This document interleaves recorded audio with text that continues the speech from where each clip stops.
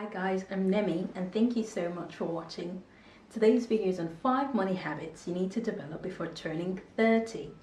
Now, after I finished secondary school, I worked for my father for about a year, and in that year he taught me things about money that would have taken a lot longer to have learned on my own, and this helped me to the point that after I graduated from university, I had over £12,000 in my account. I'll be telling you guys how that happened later. But for now, I just want to teach you the 5 habits I learned from my father that will change your financial life.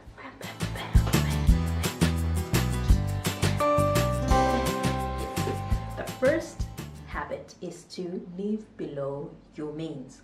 Now, this is a habit that takes some getting used to, because we're in a world that seems to reward people for living large, living extravagant, and showing off, thanks to social media.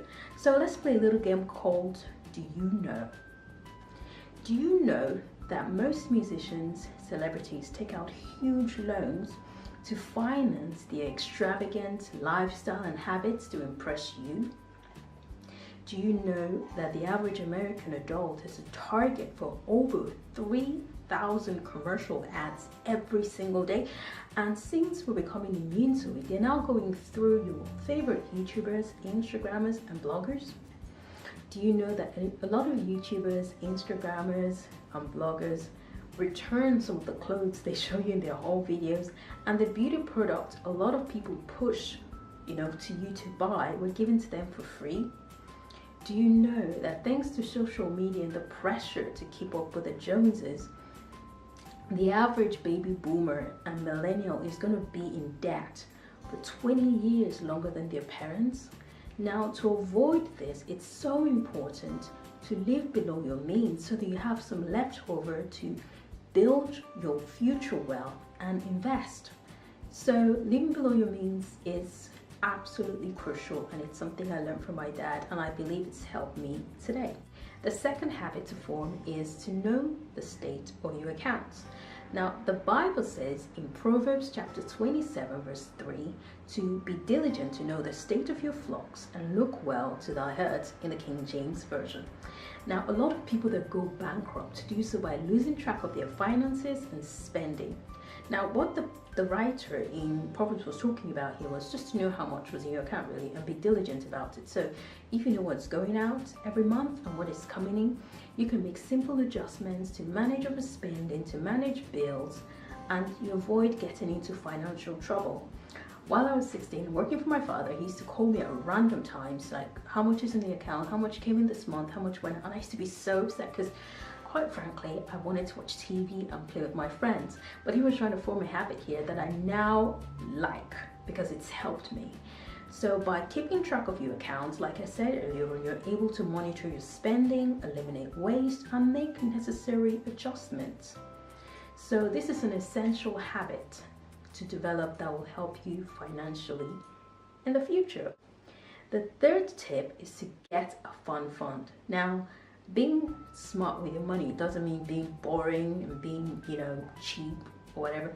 A fun fund allows you to have fun. A fun fund is basically, setting aside money to do fun stuff with. When I got married to my husband, we decided to put aside £1 a day into a savings account that we used for coupley things, that really drains into your account. Coupley things like going out to the cinema, movies, nights out, drinks with friends, random things like that. And we found over the years that this really helped us avoid money arguments and money troubles and dipping into savings, to satisfy pizza cravings. And the important thing about doing this is to understand that it doesn't mean that you should not be romantic and spontaneous with your other half. It's just making a conscious effort to plan for fun so that it doesn't, steal into you, or you don't have to dip into your savings. The fourth habit to develop is to take advantage of your bank. Now, call your bank, book a minute with an account manager, and anyone can do this. You don't have to have tons of money to do this, and ask them what products they have available for you. Now, don't be afraid to negotiate the percentages they give you. While I was a student, I met up with my account manager a few times a month, and this is what helped me make and save up to £12,000 after I graduated. Now, banks offer lots of amazing things, and lots of times people don't know because they don't ask, and as a result they don't get. For instance, Lloyds Bank, they offer gourmet membership cards, cinema tickets, and interest on your cash account and balance. So there are many things you can get from your bank, but if you don't ask again, you're not going to get. So please do build a good relationship with an account manager at your bank and find out what they can offer you. And the final habit is to give. With this habit, it's important to follow your conscience. I want to say, I don't know everything about it, but what I want to share is what I've experienced. I'm a Christian and I believe in tithing. And the last thing I want to do is to put my convictions in you.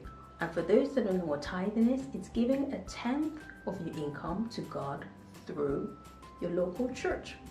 Now, over the years, I found tithing to have a great benefit to my finances. I personally believe the Bible when it says in Malachi that God will rebuke the devourer, as I've found money in my account lasts a lot longer when I tithe. So that is, like, personally for me, I found this to work, and I believe it's a really good habit to develop. So I'm going to run through the 5 habits you should develop for turning 30 again. The first habit is to live below your means.